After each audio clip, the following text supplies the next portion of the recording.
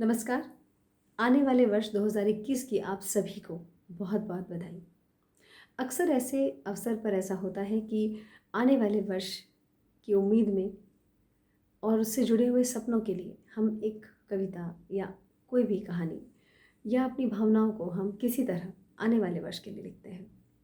लेकिन आज जो ये कविता मैं आपके सामने प्रस्तुत करने जा रही हूँ, इसे मैंने लिखा है बीतने वाले वर्ष 2020 के लिए। जी हाँ, आपने सही सुना, बीतने वाले वर्ष 2020 के लिए। ये कविता है दलील और इसे मैंने लिखा है बीते हुए वर्ष के पक्ष में, क्योंकि इसके विपक्ष में काफ़ी कुछ कहा जा चुका है। इसे कोरोना वर्ष घोषित किया जा चुका है, इसे काला वर्ष कहा गया है, इसे बहुत बुरा वर्ष कहा गया है, इसे बहुत बुरा भला कहा गया है।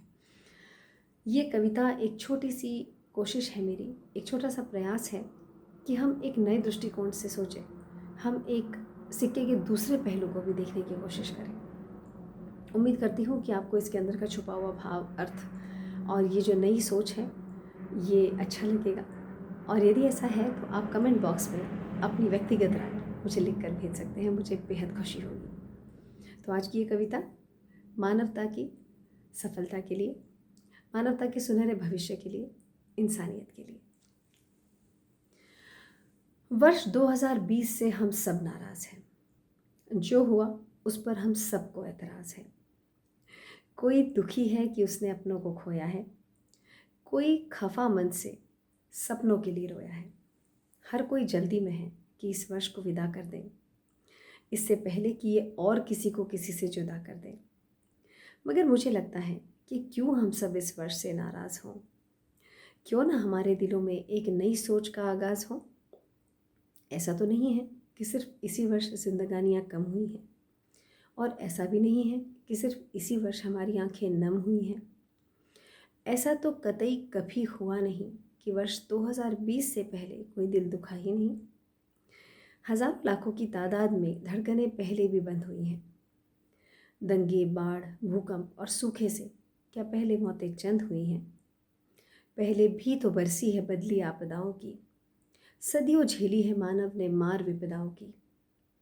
प्राकृतिक तो छोड़िए, मानवीय जुल्मों के निशान तो और भी बड़े हैं।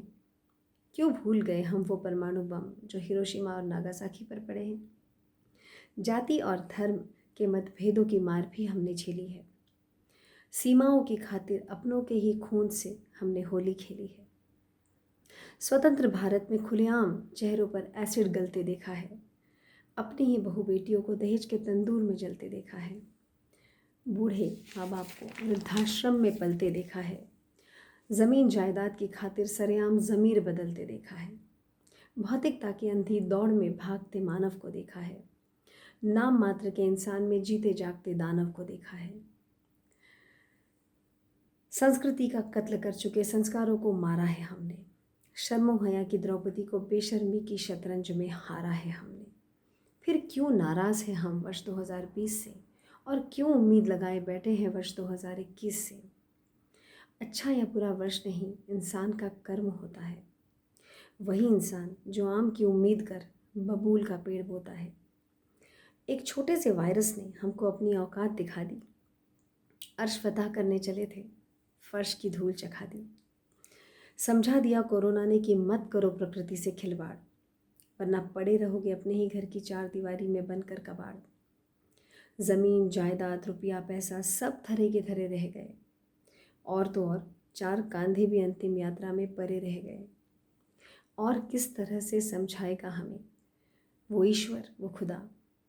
सब एक ही माटी के पुतले हैं, बस रंग और शक्ल है जुदा। सब में बसता है उसका ही नूर, सबका लहू एक ही है।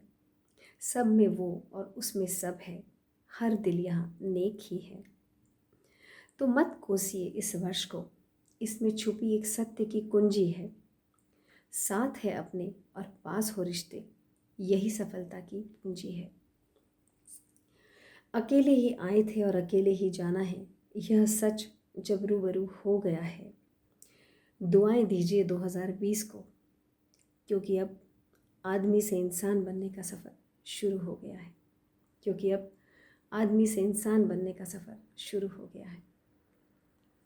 उम्मीद करती हूँ कि यह कविता आपको पसंद आई। और यदि इसमें छुपा हुआ भाव और अर्थ आपकी समझ में आया तो आइए हम सब मिलकर ये दुआ करें कि आने वाला वर्ष ही नहीं, आने वाली सदी, आने वाले सारे पल, आने वाला वक्त सुनहरा हो। और वो सिर्फ तभी हो सकता है जब हम एक छोटा सा सत्य समझ लें कि ज़मीन, जायदाद, रुपया, पैसा, प्रॉपर्टी, ये सब सुख के साधन नहीं हैं। असली सुख छुपा है हमारे अपनों के बीच, वो अपने जिनसे इस वर्ष हम मिलने को तरस गए। और जब ये सच जब उजागर हो चुका है तो इस सत्य को सहेज कर रखें, इसे संभाल कर रखें और इंसानियत की डगर पर हम सब मिलकर अपने कदम बढ़ाएं। आने वाला वर्ष आपके और आपके परिवार के लिए सुख और समृद्धि लाए, इसी कामना के साथ नमस्कार।